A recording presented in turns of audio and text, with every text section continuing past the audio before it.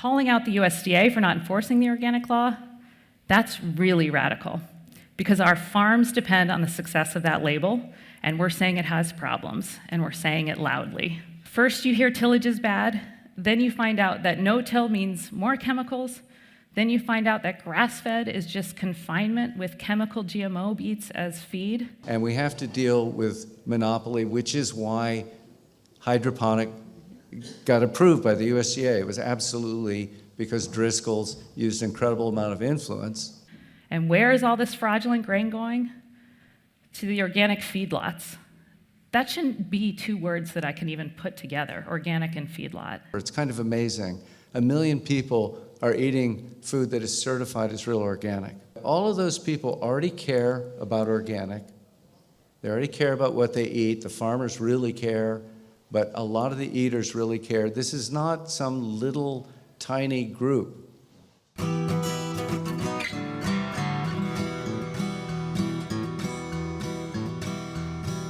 Welcome to the Real Organic Podcast. I'm Linley Dixon, co-director of the Real Organic Project.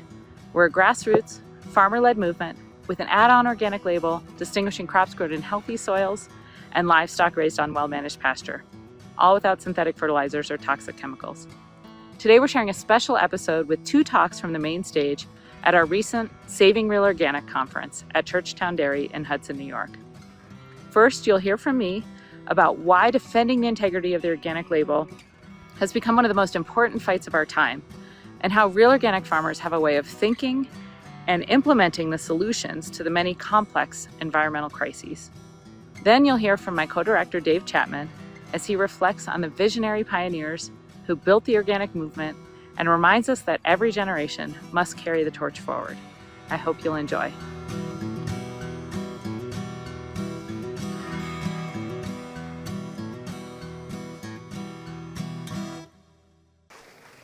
So our next speaker is Linley Dixon. The good Dr. Dixon is my co-director in the Real Organic Project, as I'm sure you all know. And the work we do together, we have a wonderful team, but the one team member I work most with by far is Linley. And pretty much every day we talk commonly for hours. And that might seem like a waste of time, but it is not. And we do so much work together, and I learned so much from her because she knows a lot about a lot of areas I know very little about. I'm a high school graduate, she's a PhD, and in soil science, which is something that we all need to know a bit more about. So it's been a privilege for me working with her all these years, and now she will come and give her talk. All right, thank you.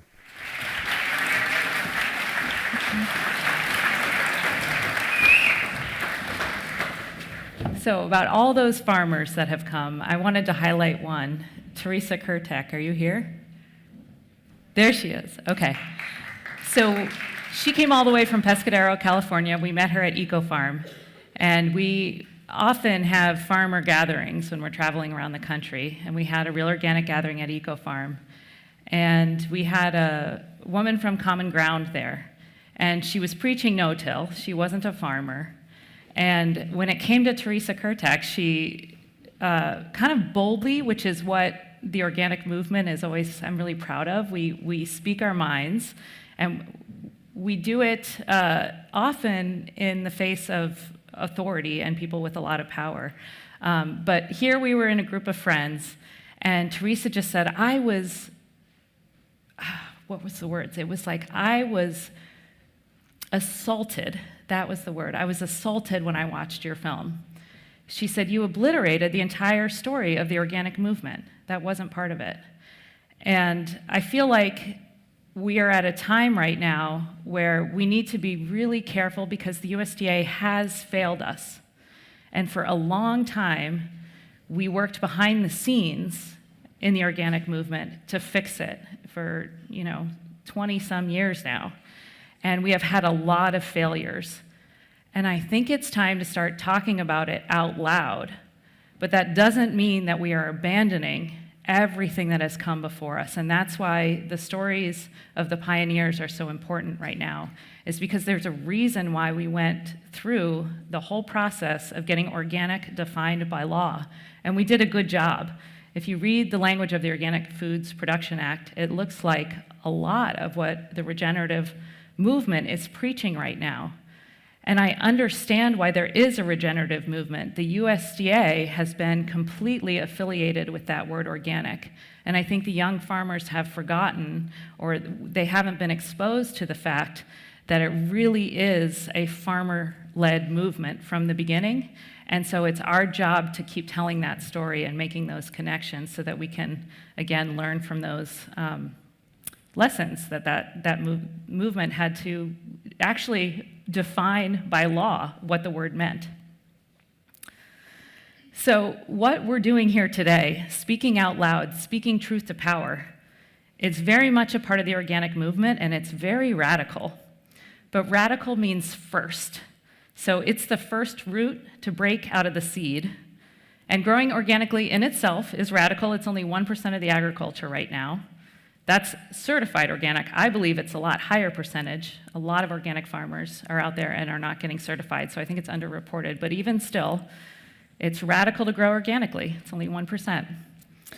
Calling out the USDA for not enforcing the organic law, that's really radical, because our farms depend on the success of that label, and we're saying it has problems, and we're saying it loudly.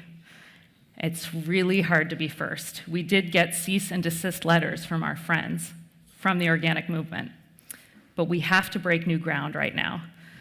Others will shun us for speaking the truth, but organic has always been a movement that speaks that truth to power. And so by doing so, we're going to break ground for others to follow us, because what follows that radical, what follows that root? A blossoming tree. If we can do it again, as Eliot raised his fists, we did it once, we can do it again, we can restore meaning to that word that we feel has gone so astray. I feel that the organic movement of farmers is always pushing ourselves to be better, and the law and the standards are always going in the other directions. There's always this pressure to weaken the standards, and that divide is just getting too big right now to stay silent. So Ed and Rosie from Sova Farms really wanted to be here. First, they said, oh, why are you doing this in September? And, you know, if you were here the first year, it was October, it was freezing. So we love this venue. It's so beautiful, and there are so many farmers that are going to listen to these recordings afterwards. But they said, we need to be so much louder about the Real Organic Project. We have customers coming up to us and saying that we need to mimic the marketing of the country hen. The country hen, if you read our letters, you know, they were the first operation to sue their certifier for not giving them organic status because they completely enclosed their chickens into a barn. They now have those cement porches that allows for outdoor access, but at the time they didn't even have those. This was back in 2002. The USDA sided with the country hen, unfortunately, and they've had the organic label ever since. And could you imagine how hard it would be to be a farmer and have someone come up to you and say, look at this great marketing. Can you do better at marketing your eggs when you know that they're in complete confinement and Ed and Rosie are rotating chicken houses on pasture? So we need to be louder about this. Organic policy experts have worked for decades to get rid of this rule. Something was passed in 2023 to try to change this, to actually get chickens out of those enclosed concrete porches. This is Herbrooks in Michigan. Debbie Stabenow from Michigan fought this rule for a long time. The unfortunate thing is these are two-story buildings. These chickens don't go outside at all. The unfortunate thing is that the operations that were already certified organic have until 2029. So something like this doesn't have to make the changes even though the law got passed. And I don't feel great about the language right now. So correct me if I'm wrong in 5 years if these operations all have chickens. There's millions of chickens in these barns running around, and actually you can get a third of your diet if you're a chicken from pasture. And you can eat insects and stuff like that too, and scratch and bathe. And so If you read the websites of these operations, they're talking about foraging behavior, and this is all inside concrete barns. So I will walk away from this job if Herb Brooks actually has millions of chickens running around eating a third of their diet from pasture, because then we won. But I just don't see anything changing with as hard as we've worked to change the laws. And these are the farmers that it's hurting. This is Cameron Mulberg. We wrote about him in a newsletter not so long ago. One of the really cool things that we're doing is starting to highlight farmers where you can actually find their food across the country. And so after we talked about Cameron Mulberg, he was able to sell a lot of his chicken, which he delivers online to your doorstep. So that's one of the things that the Real Organic Project can do. But it's not just poultry. So in the 3 years after the 2017 expose about CAFO dairy that Peter Woroski published in the Washington Post, 3 years after that, the number of CAFOs in Texas doubled, and in Wisconsin, we went on to lose 100 family-scale dairies. They've only gotten bigger, and we've only gotten smaller. The same thing has happened in Vermont.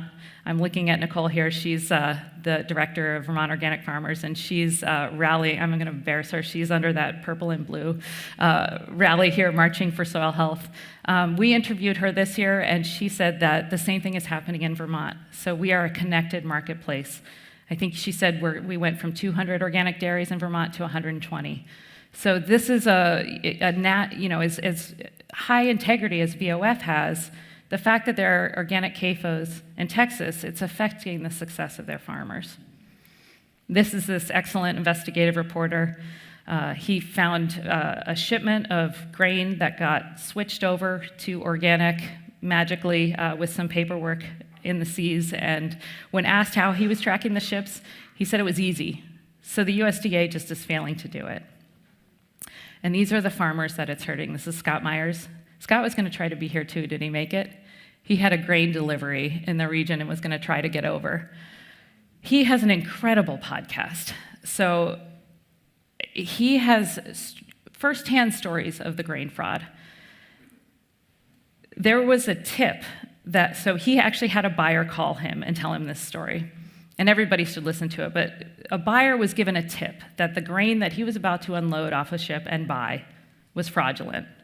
This was Purdue. I'm actually going to tell you, it was Purdue. And it actually makes him look pretty good because he had integrity. So he called the NOP and he said, I've been given a tip that this shipment that's organic is fraudulent. And they checked the paperwork and they said, nope, the paperwork's good, go ahead and buy it. So they bought the load, they tested the grain, it tested positive for fungicides. He called them back and said, this is hot, what should I do? They said the paperwork checks out, no problem, it's fine, go ahead and sell it. They had integrity, they put it into their non-GMO line. Remember everybody, non-GMO means pesticides. It's not as good as organic. A lot of customers are looking for that label instead right now. So the point is, as long as the paperwork's good, the National Organic Program's good. We have been working really hard, Scott Myers in particular, to pass something called OIVA, the Organic Imports Verification Act. We shouldn't have to pass that law.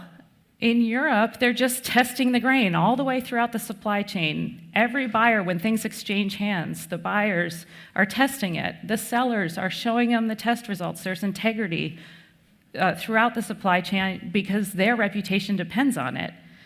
And here we're just saying if the paperwork's good, go for it.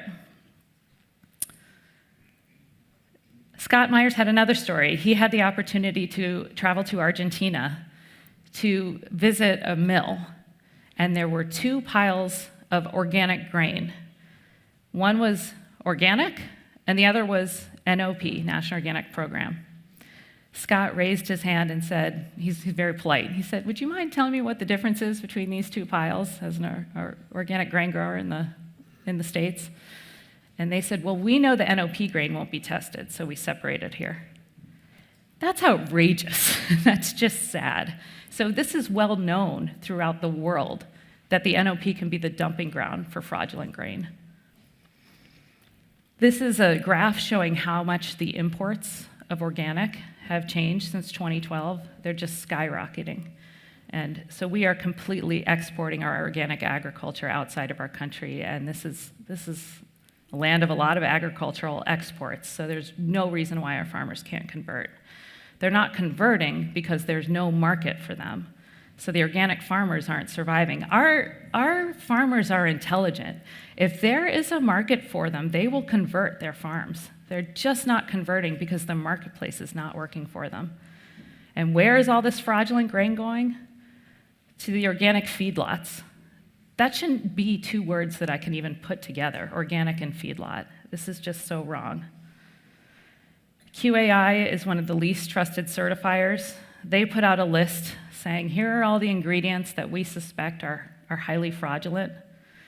The NOP is warning certifiers about fraudulent organic soybeans. They're now coming in from West Africa, they say. It used to be the Eastern Bloc countries and Turkey.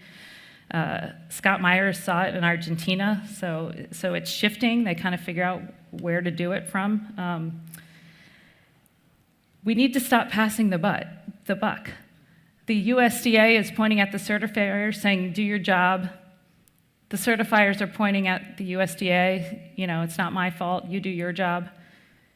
Meanwhile, no one's being held responsible.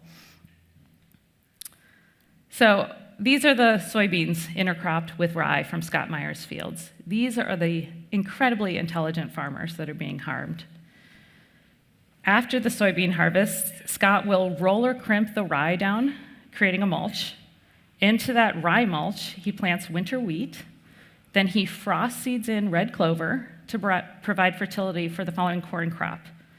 Sometimes he includes a 3 to 4 year rotation of hay, but the organic dairies have been failing in his region, so sometimes there's no dairy farmers to buy his to buy his hay. So his entire farming system is dependent on the success of his regional farming. He farms in a sea of government-subsidized chemical corn and soybean production.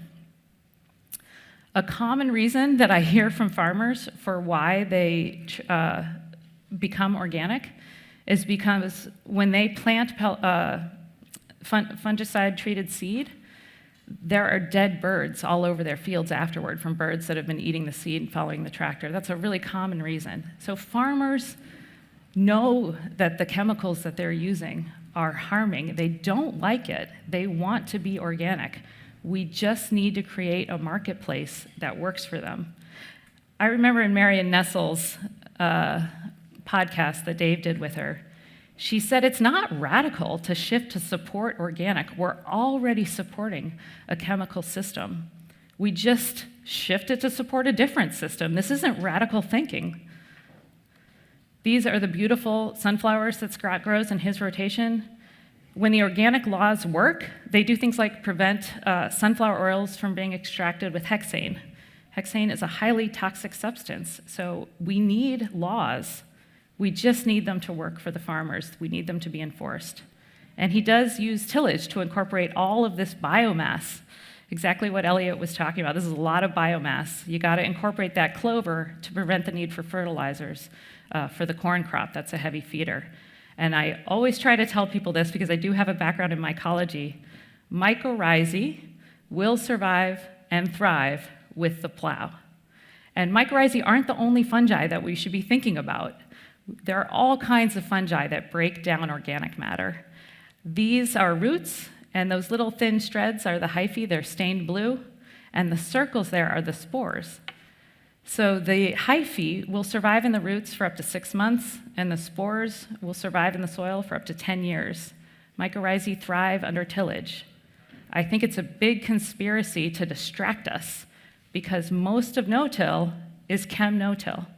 And the fertilizers are then applied to the surface, which then run off even faster than they are if you incorporate them into the soil. So a lot of cracking goes on in the soils in these no-till chem farms because the soil isn't healthy. And when you surface apply fertilizers, when it rains, they run right down those cracks into the drainage tiles. We've never seen eutrophication like we've seen with the spread of chem no-till. So make sure you add the word chemical, to the words no-till. We have incredibly radical language in the law to back organic systems. An organic plan shall contain provisions designed to foster soil fertility primarily through the management of the organic content of the soil. This looks like a very regenerative law. We already have it. I know it's so confusing to be an eater. This is Kristen Kimball. If you haven't read The Dirty Life and Good Husbandry, they are my favorite books. First you hear tillage is bad, then you find out that no-till means more chemicals, then you find out that grass-fed is just confinement with chemical GMO beets as feed. Kristen Kimball presented here at Churchtown that farms produce what people eat, so you have to be informed if we're going to fix this. And we're your trusted source for that. It's the organic farmers that have always pushed us to do better. I want to take her statement a step further and say that people eat the food that the government subsidizes, and that's what we're going to be here talking about today to figure out how to fix that. So it's both personal responsibility, and it's also a food system that is heavily propped up against us. I had the opportunity to sit down next to a Driscoll sustainability expert at the Sustainable Food Summit last year. And actually, when they found out what my presentation was, I was found out later that I probably wouldn't have been invited. But I did have the opportunity to talk about the plastic use in hydroponic systems. And this is just I spend a lot of time on Google Maps kind of looking at what these organic facilities look like. This is just, you can find these all over the world. They're expanding rapidly. They laser level valleys and come in and have all, plastic upon plastic. In California, when it rains on these systems, there's so much plastic that when it does rain, it runs off the plastic and then just massive erosion that some landowners have wisened up and stopped renting to this type of farming, this hydroponic farming. But I was asked to sit next down to this Driscoll sustainability expert and work it out after both of our presentations, because he had come to the sustainability conference to talk about their plastic savings in their packaging. And we were all supposed to applaud that. So we sat down to work it out, and I said, I think we can come to some sort of understanding if you'll just acknowledge that what you do is hydroponic production. All of the fertility comes through liquid feed into these tiny pots of cocoa coir. And he said back, well, your definition of hydroponic is different than mine. You can't make up definitions for words. That's like saying this barn isn't round because your definition of round is different than my definition of round. So our conversation didn't last very long because he wasn't even willing to be transparent about their practices. We've tried political reform. That's Fred Kirschenmann next to me there, an organic champion that we just lost 2 weeks ago. We had just been rallying in Boulder a few weeks before that. We failed, so we said we are going to have to do this ourselves until we can fix the government. This is our first Real Organic Standards Board meeting. There's several of you here that I've seen. We created an add-on certification to USDA Organic, a conversion of the whole farm to organic practices. Now, because we have so many Noah's Ark farms, we allow, as long as you are using organic feed, we allow some of those really diverse farms not to certify their entire operation because it's becoming so expensive. You have to certify your crop scope, and then if you have some livestock, you also have to certify your livestock under a different scope. Each scope, for me, it depends on your gross. Now, just for vegetables, it's $2,200. There was a big scare whether cost share, which is something that the USDA supports, $750 per scope, paid back to the farmer the following fall. Whether or not that was going to come through this year, it looks like it's going to come through, but a lot of small farmers left the label because of that. So we are trying to come up with a standard that works for farmers that have completely committed to organic, but that isn't so expensive for them to go through the certification process. So organic practices, whole farm conversion, worker protections, and of course, soil health and pasturing of animals. We have 1,000 farms that have joined us across the country. We are forming wonderful farmer gatherings Just wanted to give some pictures of the beautiful farmers that we are interviewing. Liz Gray's Neck has an incredible story of losing a third of her markets because of the loss of the Local Foods Promotion Act. Seth even wears his hat when he's not even being interviewed by us. There he's being interviewed by the Gulf Maine Research Institute, and I saw him wearing his hat, so they're out there representing us. I just want to put a picture of my incredibly inspirational daughter who loves to open water swim. This is her in a race, and point out that because of fertilizer runoff, half of the fresh water in our country is unswimmable. And around the world, half of the countries don't have any fresh water that you can swim in. This is the picture in 1984 of a region in Brazil. This is it now.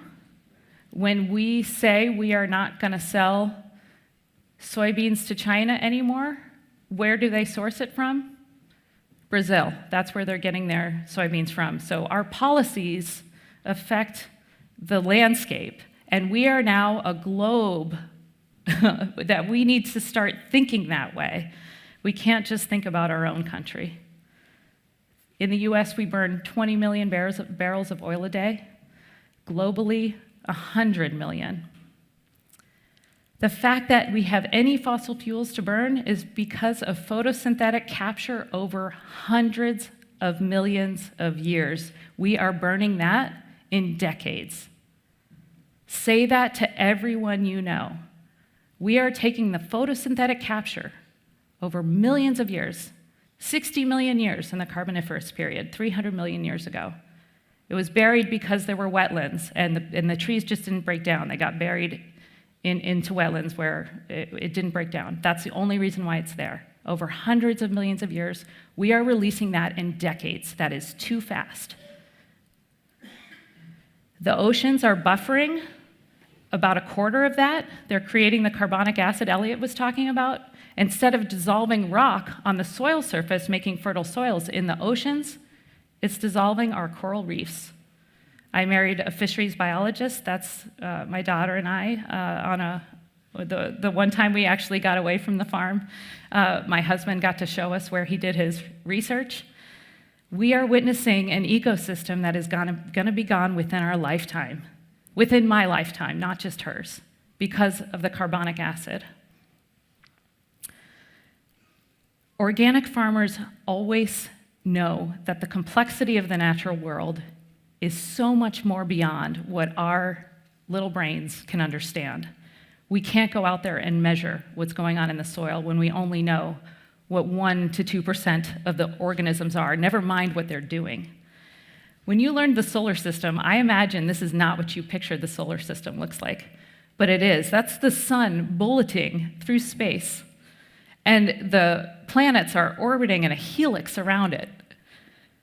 The world is a complex place, and organic farmers have the humility to say, we have no idea what's going on, but we know that the systems that we are using on our farm are working within the systems of nature that have evolved over 4 billion years. And life evolved on life. One species evolved to eat up the excrement from another species. So we need to be thinking about these cycles, and that's what organic farmers do. We are cycling the nutrients on our farm. And we don't know what's happening. We can't measure it. We know it tastes better, but we can't say this is more nutritious because it's too complex. There's 40,000 or more things that we would have to measure, and we don't even know how to extract it and then run it through a machine and tell you how much. And one blueberry on the same plant is going to be different than the blueberry growing right next to it.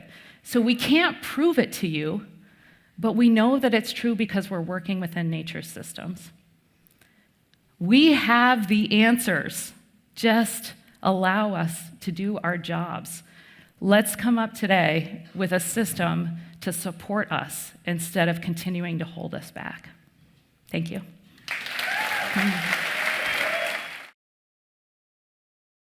So our last speaker is my co-director.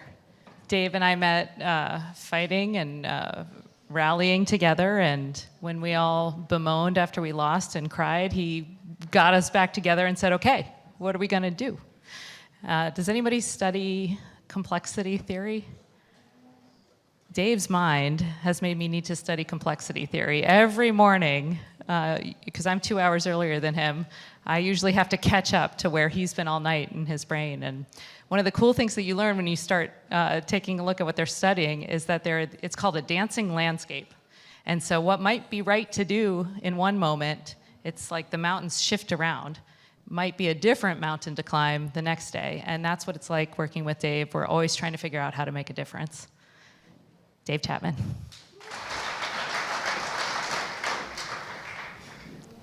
Pretty amazing day for me. I've learned a great deal that I don't even know what I've learned yet. It will take a while to digest it. Fortunately, we've recorded it, so we get to hear it again. This is like a pop-up community. People are here from 28 states and 6 countries. And so far, we've been doing this once a year, and it's pretty great. I think it gets better every year. I wanted to talk about pioneers. A lot of people have been talking about pioneers today. And we lost 2 of our pioneers this year, Joan Gussow and Fred Kirschenmann. I imagine most of you didn't actually know them personally, but some of you did, for sure. And they started in the early days when it was extremely unpopular for people to be talking about organic. You took a lot of heat. You took a lot of heat for that. I remember Bill Liebhardt, who was the first scientist at Rodale, I believe, and he came from University of Maryland, and he said when he would go back to Maryland, back to the university, his former colleagues would literally cross the hall and look the other way as they walked by him. And it was a price you paid. Now, that's not the case. Now, as Jam said, he came in, and there was a whole market of people who wanted to buy organic. And so things have gotten better, but it was hard in the beginning. And Stuart Hill said those people had to be pretty tough. And they were tough. I have one little story about Joan. I've told this before, but I was at a dinner with her at Stone Barns, such a privilege, and Eliot and Barbara were there, and I was driving her home across the Tappan Zee Bridge. I remember it vividly, these blue lights, and Joan looked at me and very thoughtfully she said, "Are you optimistic about what you're doing?" And I was a little taken aback that she wanted to know what I thought. And I said, "No, Joan, I'm not, but I'm hopeful." And she thought for a moment, and she said, "That's about right." So we have this dance that we do between optimism and hope. And I'm still not optimistic. Yvonne Chenard said that a sense of agency is much more important than a sense of optimism. And I think that's true. So a sense of our power, of what we can do, is more important than a sense that everything's going to work out well, because it probably won't. But that doesn't mean that we can't keep working and keep trying and keep changing things. And I feel like those pioneers carried torches and they passed them on, or they lit our torches. And it's better that they light ours because they multiply.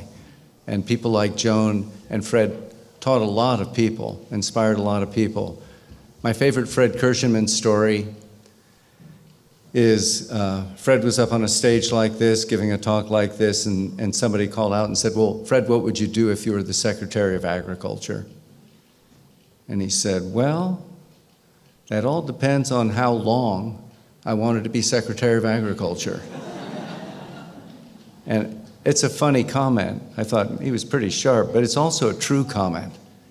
And it's what we face constantly. So if we hope some hero is going to come and become Secretary of Agriculture and save us, it ain't going to happen. Because it's not about one person. It's not about a hero or a villain. It's about a whole system that demands that that person act in a certain way, regardless of what they believe. And if they act differently, they will be replaced very quickly. We have other pioneers here today: Eliot Coleman, Barbara Damrosch, Marion Nessel, Abby Rockefeller, and they've all been the point of the spear, the tip of the spear. They've all been saying things long before they were popular to say. And, you know, when you do that, you're considered a wacko or a weirdo. And that's what my Facebook page says, wacko in chief at the farm. But I think it's true, and it's hard. I didn't have it that hard because they were there before me. And so that was their gift to us, to all of us. But that gift comes with a responsibility and a requirement, which is that, okay, we've been given a torch. Now it's our job to respect that and carry the torch on to the next generation or the next generation and to light their torches. And that's how movements grow. So it's not by saying they did a good job. That's why I was so uncomfortable yesterday when somebody asked me about being a leader. I don't feel like I'm a leader. I feel like a servant, honestly. And I'm trying to serve, and we all have that responsibility. And it's not particularly glamorous, but it is particularly rewarding. I eat really well, and I have really good company. Organic is a political movement. It began, organic farming has been going on for thousands of years, but it formed as a political movement in the 1930s and 40s as a response to chemical agriculture. And chemical agriculture at that point looks like regenerative agriculture now. I mean, regenerative agriculture often is chemical, but it was so benign compared to where it is now. Things have gotten so much more extreme as the pesticide industry has ramped up. They didn't even have herbicides in 1935, and now it's a major thing, and we all have glyphosate in our blood. One of the things that made it obvious that this is a political movement is that we're facing opposition from large economic interests, and their major tool is disinformation. I interview many people, and one of the people I interviewed recently was Naomi Oreskes, who wrote a book called Merchants of Doubt. It's an excellent book about the disinformation of the tobacco industry and also of big oil dealing with climate. And we're all prone to misinformation. We all say things that we thought were true, and they're not true. The difference is for these people, they know that they're not true. Tobacco knew for a fact that smoking was very bad for your health, and they knew it was addictive because they were working to make it more addictive. That's disinformation, and that's what we have to contend with. And we can curse and swear about it, but the truth is, that's just part of the job here. We're going to have to do better than that. I wanted to just mention this question about certification. You know, some other pioneer was Lady Eve Balfour. She was a contemporary of Albert Howard's and Louise Howard's. And Lady Eve started the Soil Association with others in England, and it was one of the first organic organizations in the world. And she was kind of great. Eliot knew her, and he would take tours over to England, and they might have a stout have a pint with her in the bar. And one of the lefty people on the tour came to Eliot after they'd been drinking for a while and said, "Man, if that's the aristocracy, we need to get us some." So she was pretty great. And she didn't think that certification was a good idea.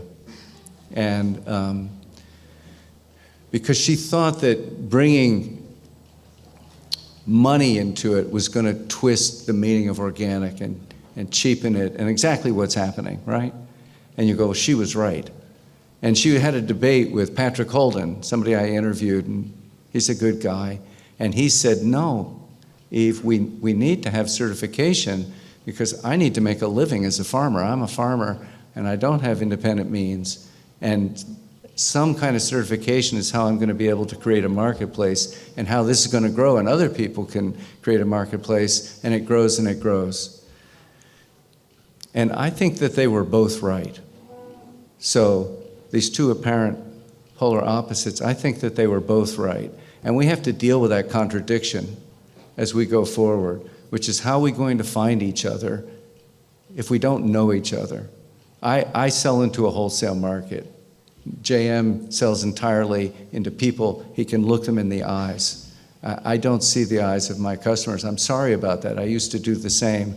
But for other reasons, I decided to become somebody who grew tomatoes and wholesale them, like you and Lisa Kent.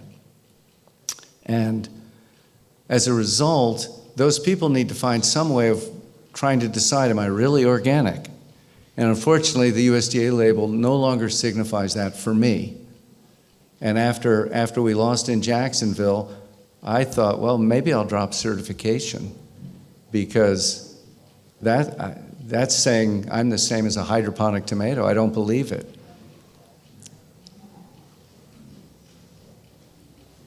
So I do still believe in certification, and I do believe that we have a terrible problem with corruption of the certification. And we have to deal with monopoly, which is why hydroponic got approved by the USDA. It was absolutely because Driscoll's used an incredible amount of influence that they have to influence that decision. And they weren't working at the level of the National Organic Program, they were working up at the level of the inner circle of Secretary Vilsack. And the word came down of what was going to happen. And when I came to realize that, at first I didn't know that. I thought, oh, no, we're just dealing with this one company. We didn't even know Driscoll's was growing hydroponically, which of course they still say they're not, because they, as Linley said, they redefined the word. So, okay. That's why this is a political movement, and that's why things like disinformation are important, and that's why what happens on somebody else's farm impacts everybody here. And what happens on our farms impacts everybody. And what happens in sewage sludge, which is an industrial waste, impacts our farms. And the fact that it's being spread is entirely a political decision, and it's the reason that it passes is because of these large, powerful monopolies, as Zephyr said. Driscoll's is over 70% of the organic berries sold in America. That's a greater percentage of the organic berry market than Standard Oil was of the oil market when they broke them up. So the reason they broke them up wasn't because oil was so gosh darn expensive. It was because democracy is threatened when we have so much power concentrated. And I recommend you read Zephyr's book and Austin's book to get a deeper look at this, because they're pretty good.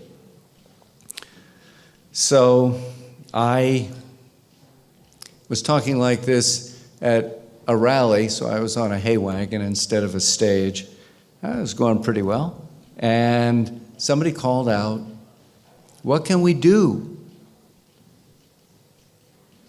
And honestly, I was floored, because I did not have a good answer for that. I'm really good at talking about the problem. That's why I'm not crazy about being the last speaker, because I'm supposed to give some hope here. And I was better at saying, we got a problem right here in River City, which we do. And so I thought, I gave a terrible answer. I said, you can write a letter to the USDA, which I had done many times, and with no positive impact. And I'd met with the head of the National Organic Program. I'd met with his boss, who was the head of the Agricultural Marketing Service. I'd met with her boss's boss, who was Secretary Vilsack, all for naught. And it was a good try, but reform appeared to be not likely. And I've thought about it since, what can we do? A lot. And of course, the biggest answer I came up with is we could form the Real Organic Project, which I did not do alone, right? Many farmers came together. The very first meeting, there were 30 farmers in Vermont. And then, thanks to Emily Oakley, it became a national organization, which was not my idea, because I thought that was too big for us to take on. But we did, because she said, Vermont can do it without Oklahoma, but Oklahoma can't do it without Vermont, because we're connected. So there was a conference In 2019, Real Organic had been formed. It was our first conference. I see many faces of people who were there. About 250 people came to that conference, and there were 16 speakers, one after another in a row. We only had 9 today, right? 16, and it's a long day. We didn't have any breakouts, and 11 of the speakers were farmers. So we've always been a very farmer-centric thing, and you know, we weren't great speakers. I'm not terrified right now, but I was. And we didn't know how to, we weren't used to speaking to anybody except the cows, and who are an excellent audience, by the way. Winston Churchill used to practice his speeches talking to the cows, and they were riveted, you know. And even though we were bad speakers, we kind of set the room on fire. There was a lot of fire in that room. And when we left, I was walking out with Hugh Kent, who gave a talk just as good as the one that he gave today. Amazing. And he looked at me as we went out the door and he said, "Man, there was a lot of power in that room." I said, "Yeah, there was." The interesting thing is, pretty much all the people in that room believed the same things 5 years ago. The reason that there was power is because we came together. So what can we do? We can come together. And I don't know anything else we can do, except everything is based on coming together.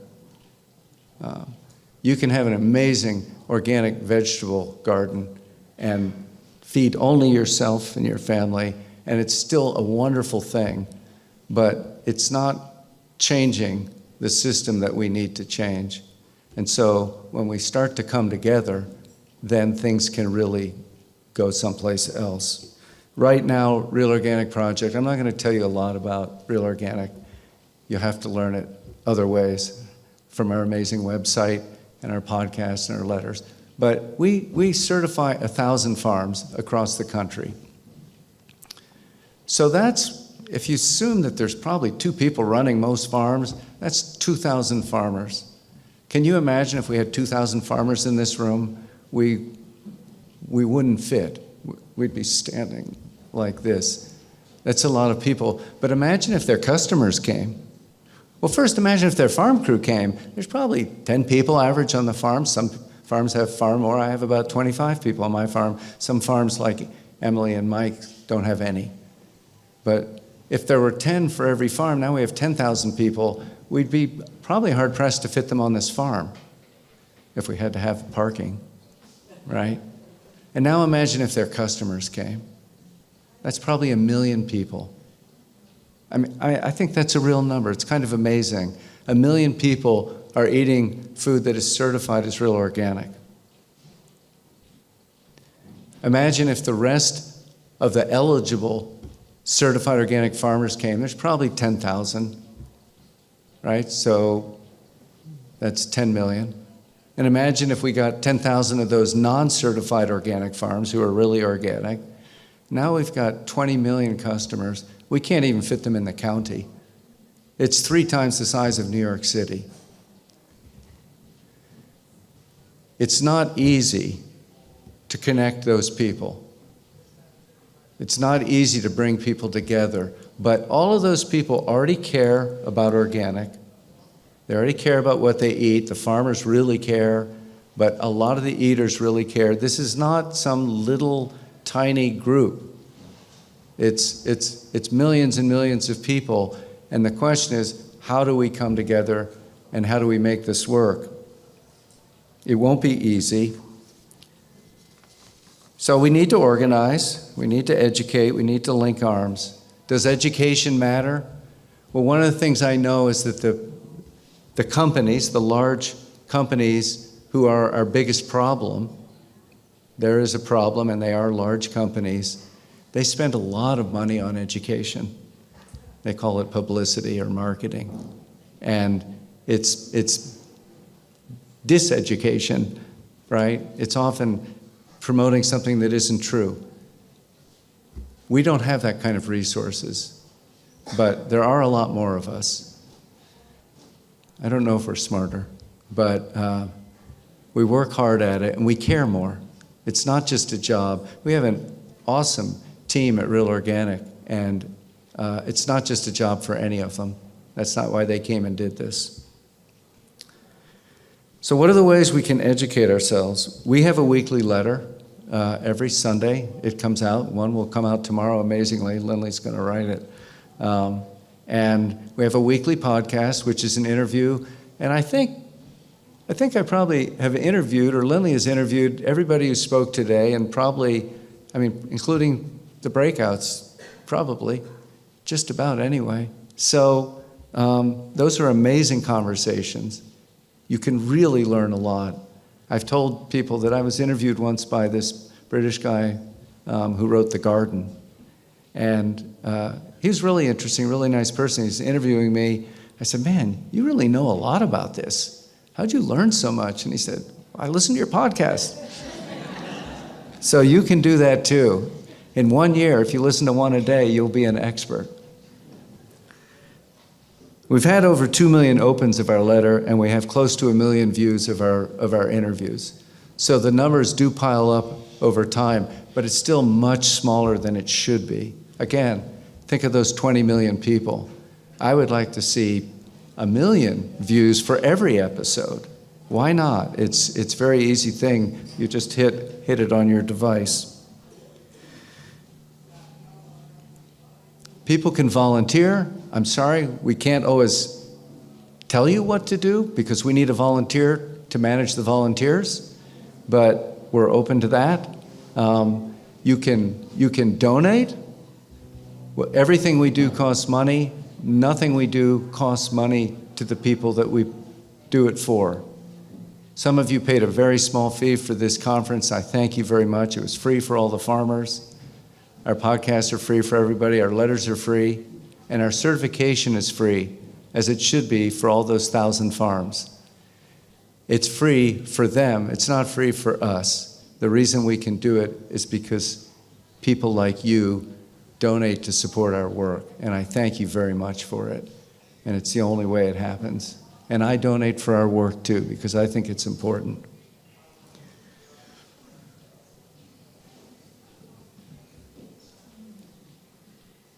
We've been given a torch.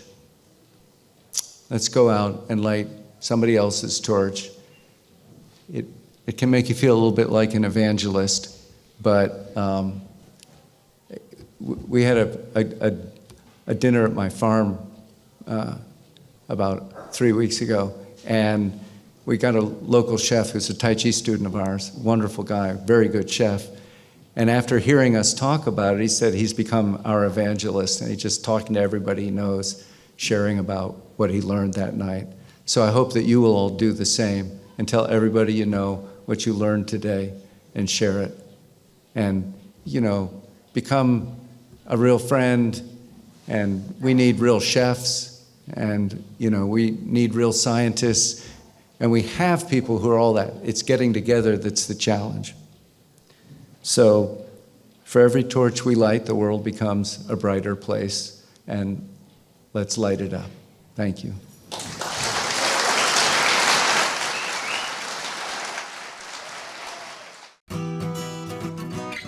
Thank you for listening to the Real Organic Podcast. If you have a spare minute today, the single most effective way you can help us grow this movement and others to find this podcast is by leaving us a rating and a review wherever you listen to our podcast. You can find a video version of this interview on our website or on our YouTube channel, and you can join us every Sunday for a new episode featuring voices from the organic movement. And if you haven't already, please sign up for our weekly newsletter at realorganicproject.org/email. See you next time.